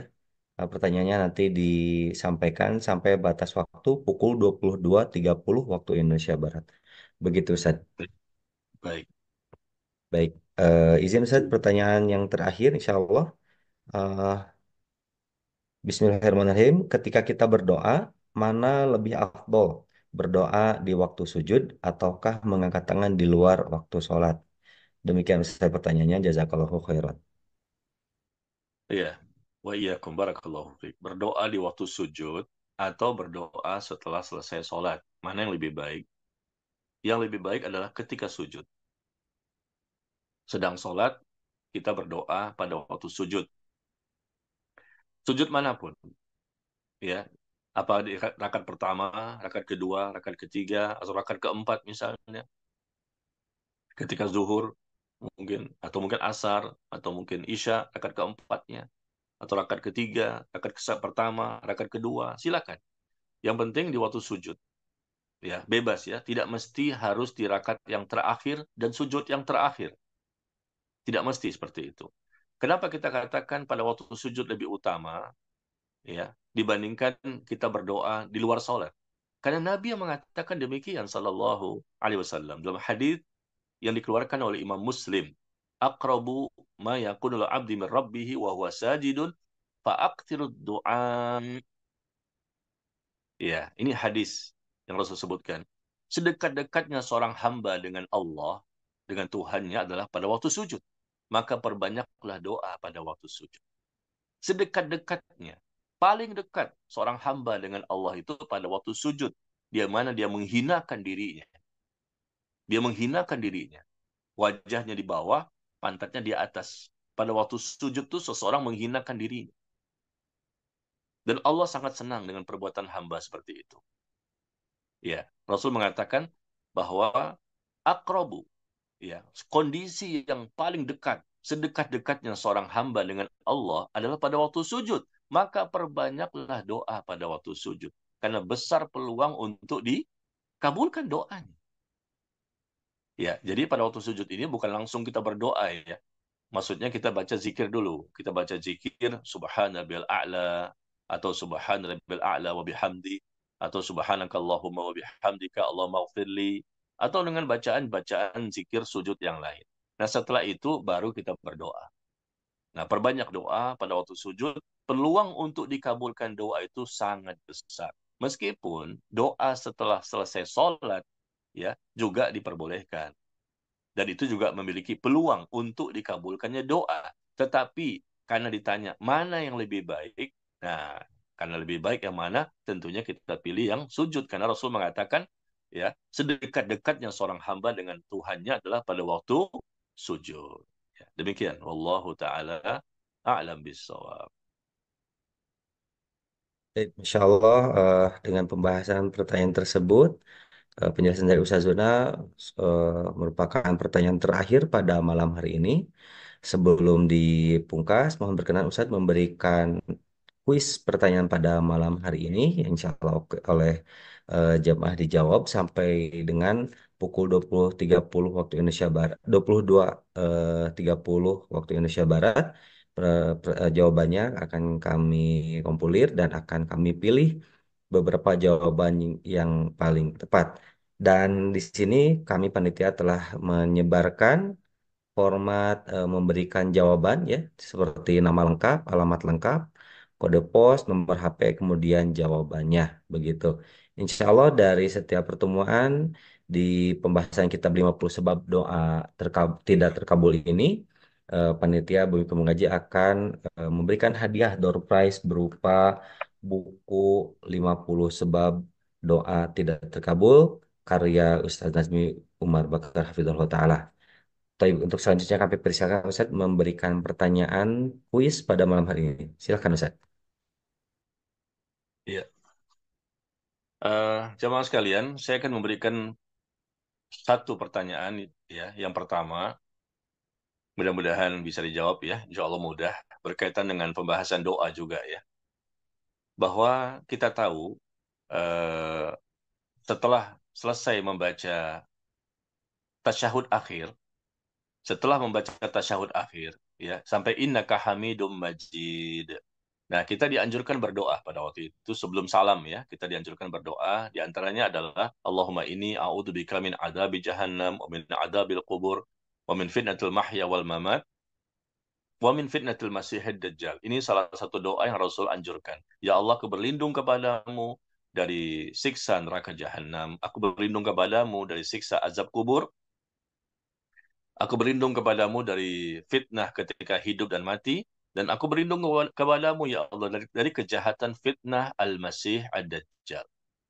Nah, pertanyaannya, ada lagi yang Rasul sunahkan, yang Rasul pernah baca. Doa sebelum salam yang lain. Ya, bagaimana doa itu? Yang Aisyah radhiyallahu anha meriwayatkan, Rasul sering kali membaca doa itu. Yang dibaca sebelum salam. Selain yang saya ucapkan tadi, ada lagi doa yang lain. Nah, siapa yang bisa jawab mendapatkan hadiah. Contoh doa yang Rasul baca, dan ini sering kali Rasul baca, kata Aisyah radhiyallahu anha. Ya, Rasul baca doa ini sebelum salam. Yang ternyata doa ini memang jarang diamalkan oleh sebagian kaum muslimin. Mereka tahunya yang awal saja, Allahumma inni a'udzubika min adzabi jahannam dan seterusnya. Tapi yang ini jarang diamalkan. Padahal ini suatu sunnah juga. Dan tentunya baik untuk kita ikuti. Silakan. Dijawab sekarang Baik. atau nanti? Melalui WA Ustaz, melalui WA ke panitia Bumiku Mengaji. Di sini Ya. panitia sudah men-share untuk memberikan jawabannya. Di sini ada link WA panitia Bumiku Mengaji di 0821 399 19168. Nah, jadi jawabannya tidak melalui voice ya. Jadi jawabannya silahkan melalui WA yang telah kami kirimkan di chatbox Zoom meeting ini. Di situ ada linknya, apa namanya, link nomor WA Bumiku Mengaji. Jadi jawabannya disampaikan melalui WA Bumiku Mengaji. Jawaban terakhir akan kami terima pada pukul batasnya ya, paling lambat pada pukul 22.30 waktu Indonesia Barat. Insya Allah, sekali lagi buku hadiahnya adalah berupa buku materi yang dibahas, yakni 50 sebab doa tidak terkabul, dan insya Allah hadiah tersebut free ongkir untuk jamaah yang berdomisili di Indonesia. Masya Allah ya. Nah, ini untuk formatnya sekali lagi di sini sudah ada formatnya, nama lengkap, alamat lengkap, kode pos, dan nomor HP, dan jawabannya. Begitu. Alhamdulillah barakallahu fikum. Silahkan jemaah bisa di apa namanya, di copy dulu nomor nomor HP atau nomor WA Bumiku Mengaji, kemudian juga format cara menjawabnya. Sebelum diakhiri, mungkin Ustaz akan menyampaikan nasihat atau pesan terakhir sebelum diakhiri kajian pada malam hari ini, sekaligus juga Baik. untuk penutup acara, penutup kajian pada malam hari ini. Tafadhol ya Ustaz. Iya. Jemaah sekalian yang berbahagia, barakallahu fiikum. Pertanyaan tadi sebetulnya ada dua doa yang bisa disampaikan ya. Dua-duanya benar. Silakan, boleh ini, boleh itu. Karena Rasulullah pernah membaca setelah contoh tadi yang saya ucapkan ya. Jadi kalau ada yang menjawabnya ini, maka itu benar. Menjawabnya itu juga benar. Artinya dua-duanya doa ini Rasul pernah baca. Selain yang saya contohkan tadi, Allahumma ini a'udzubika min adzabi jahannam. Jadi kalau dia jawab yang pertama ini, maka benar. Atau dia jawab lagi contoh yang lain, itu pun benar. Karena dua-duanya ada hadisnya dan Rasul pernah membacanya. Baik, sebagai penutup pertemuan kita, marilah jemaah sekalian kita berdoa kepada Allah Tabaraka wa Ta'ala. Ya. Kita berdoa semoga Allah mengijabah doa-doa kita dan kita berharap semoga Allah mempermudah apa yang kita lakukan ini, yang kita kaji di malam hari ini. Semakin Allah bukakan pintu-pintu hidayah kepada kita, Allah berikan taufik kepada kita. Semoga Allah pun semakin menjadikan kita mampu menjadi orang bertakwa. Karena target kita di akhirat ingin masuk ke dalam sorga, dan target kita di dunia sampai mati adalah kita ingin bisa menjadi orang bertakwa. Itu target kita tertinggi, terbesar, dan teratas. Dan untuk bisa menjadi orang bertakwa, salah satu caranya adalah doa. Meminta kepada Allah agar Allah jadikan kita termasuk orang yang bertakwa.